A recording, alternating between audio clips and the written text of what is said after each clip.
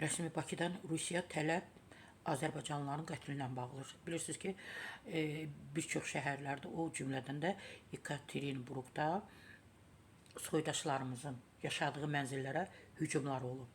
Azərbaycan Xarici İşlər Nazirliyi Rusiyanın Yekaterinburq şəhərində Azərbaycanlılara qarşı hücumla bağlı bəyanat yayıb.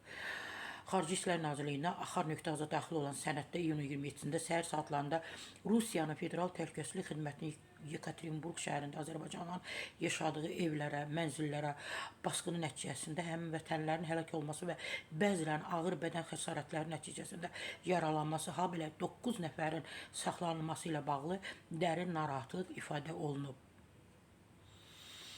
Rusiyanın məsələ ilə bağlı təxirəsalınmaz araşdırma aparmasını və bu qəbul edilməz zorakılığı törədənlərin qısa müddət ərzində məsuliyyətə cəlb edilməsini gözləyirik, bəyanatda vurğulayıb.